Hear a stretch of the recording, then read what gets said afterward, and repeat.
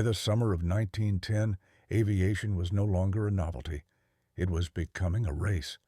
Across Europe, daring men pushed fragile machines higher, farther, and faster, determined to prove that flight was the future.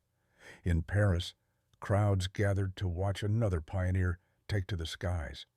His name was Charles Wachter, a Frenchman whose courage matched the roar of his Voisin biplane.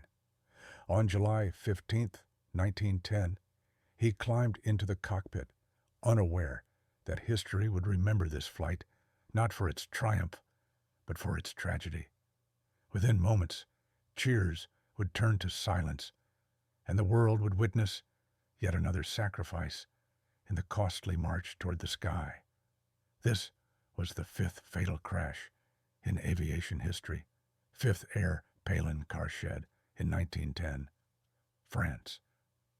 In the summer of 1910, Europe was alive with the sound of engines and the sight of wings. The miracle of flight, first proven only a few years earlier, had become the obsession of inventors, dreamers, and daredevils across the continent. Aviation meets were staged in fields and meadows, drawing thousands of spectators, eager to see men rise into the sky on machines that looked more like fragile toys than instruments of progress. France, in particular, stood at the heart of this movement. Paris was the beating center of aviation, a place where workshops hummed with activity, where designers sketched bold new ideas, and where pilots became overnight celebrities. Among the men drawn into this fever was Charles Wachter, a French aviator whose courage matched the ambition of his nation. Unlike some pioneers who had begun as engineers or inventors, Wachter came to the skies as a pilot, one who trusted his life to the designs of others, and who proved their worth not in laboratories, but in the open air above waiting crowds. By 1910, he had established himself among the growing fraternity of flyers who risked everything each time they strapped themselves into flimsy seats with nothing but canvas and wood keeping them from disaster. The machine Wachter chose to fly was a Voisin biplane, one of the earliest and most influential designs in European aviation. Gabriel and Charles Voisin, the French brothers behind the craft, had begun building aircraft as early as 1907, and their designs had carried some of France's most famous aviators, including Henri Farman and Léon de Lagrange. The Voisin biplane was a boxy creation, with two large wings stacked one above the other, a forward elevator for pitch control, and a rudimentary tail assembly. It was slow, cumbersome by modern standards, and notoriously difficult to handle in gusty winds. Yet it represented the cutting edge of its time, and flying one was enough to place a man among the boldest of his generation. On July 15, 1910, Charles Wachter prepared to demonstrate his skills in this very machine. The event had been publicized, and spectators gathered in anticipation. By now, such demonstrations were part entertainment, part experiment, and part national pride. Families traveled to airfields to watch aviators challenge the sky. Journalists set up their notebooks, ready to record triumph or disaster, and officials from the growing aviation clubs looked on, eager to see progress and, perhaps, to scout talent. Wachter was not a household name like Blériot, who had crossed the English Channel just the year before, but he was a respected pilot, known for his courage and competence. The day was warm, the air buzzing not only with the sound of engines, but with excitement. The Voisin biplane stood at the edge of the field, its fabric-covered wings gleaming in the sun, its engine already being coaxed into life. Mechanics and assistants swarmed around it, checking wires, tightening bolts, and giving the wooden structure one last inspection. Wachter himself appeared calm, though in truth every pilot of that era carried with him the knowledge that each flight might be his last. There were no safety regulations, no protective gear, no parachutes. To fly was to gamble, and only those with extraordinary courage or extraordinary ambition dared to place their lives in the balance. As Wachter climbed into the pilot seat, a hush fell over the crowd. He adjusted his position, gripped the primitive controls, and gave a signal. The propeller spun to life, coughing and then roaring, its sound cutting through the chatter of the spectators. The machine trembled like a living creature straining to be free. With assistants holding the wings steady, Wachter braced himself, then nodded for release. The Voisin lurched forward, bouncing across the uneven ground. Dust rose in clouds behind its wheels. For a moment, it seemed uncertain whether the machine could lift at all. Then, as if reluctant but determined, the wings caught the air, and the biplane rose from the earth.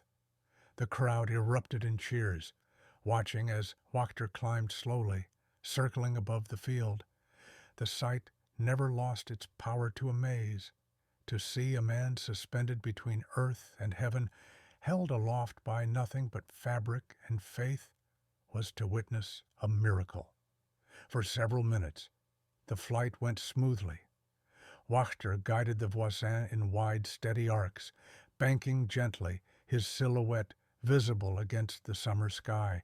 The crowd followed his every move, shading their eyes, pointing skyward, marveling at how easily he seemed to command the ungainly craft. But those who knew the machine understood its weaknesses. The Voisin biplane was stable in calm air, but unstable in turbulence. Its controls were crude, and its structure fragile. Every flight was a test, not only of the pilot's skill, but of the machine's endurance. Then, suddenly, disaster struck. At a modest altitude, barely 100 feet above the ground, the Voisin shuddered violently. Witnesses reported hearing a sharp crack, like wood splintering under strain. The right wing seemed to sag, its wires snapping loose. The biplane tilted, wobbling uncontrollably. Wachter fought to correct it, pulling at the controls, but the primitive mechanisms gave him little leverage against the forces tearing at his machine. In a horrifying instant, the nose dipped. The biplane stalled, losing what little lift it had, and entered a steep dive. The crowd gasped, then fell into stunned silence as the fragile machine plummeted earthward. There was no time, no altitude to recover. Moments later, the Voisin struck the ground with devastating force, shattering into a heap of broken wood and torn fabric. The sound of the crash echoed across the field, followed by the anguished cries of onlookers rushing forward. When they reached the wreckage, it was clear that nothing could be done. Charles Wachter had been killed instantly in the impact. His body, like his machine, was broken beyond hope. The crowd that had cheered only minutes earlier now stood in shock, unable to reconcile the joy of flight with the horror they had just witnessed. Mothers covered their children's eyes, men removed their hats in silent respect, and journalists who had expected to write of triumph instead scribbled the details of tragedy. News of Wachter's death spread quickly. By the next day, French newspapers carried the story, their headlines mingling admiration with grief. "Another pioneer lost," they wrote, "another reminder of the risks of conquering the air." Within aviation circles, the impact was profound. He was the fifth man in less than 2 years to die in an airplane. each one a stark warning of the dangers faced by those who dared. Critics seized upon the crash to argue that aviation was a reckless pursuit, a dangerous distraction with little practical value. Governments debated whether to support further development or to restrict it altogether. Yet even as doubts spread, so too did determination. To many, Wachter's death was not proof that flight should be abandoned, but proof of how much it demanded. Each crash revealed flaws, each death taught lessons, and from each wreckage rose new understanding. The Voisin biplane, though crude, was not forgotten. Designers studied its failures, reinforcing wings, refining controls, and seeking engines with greater reliability. Within a few years, aircraft would evolve dramatically, becoming faster, sturdier, and more capable. By the time of the First World War, the machines of 1910 would already seem antique. But those advances were made possible only by the sacrifices of men like Charles Wachter. For his family and friends, the loss was personal, intimate, and unbearable. For history, it was another name in a growing list of pioneers who gave their lives for progress. Wachter's courage placed him in the company of Selfridge, Lefebvre, and Delagrange, men who faced the unknown not because it was safe, but because it was worth the risk. Today, his name is not widely remembered. Unlike Blériot, Farman, or the Wrights, Wachter did not live long enough to make his mark in the record books. Yet, every safe flight, every routine journey taken for granted, is built on his sacrifice and the sacrifices of others like him. The black box of aviation does not only record technical failures, it preserves the memory of human bravery in the face of danger. On July 15, 1910, a man took to the skies of France and never returned. His fall marked the fifth fatal crash in aviation history, another dark chapter in the story of progress. But from that tragedy, as always, came determination. The machines grew stronger, the pilots grew wiser, and humanity, though scarred, continued to rise. Charles Wachter did not live to see the skies grow safer, nor to hear the applause that later generations of aviators would receive. On that July afternoon in 1910, his courage met its cost, and his name joined the growing list of pioneers who traded their lives for the dream of flight.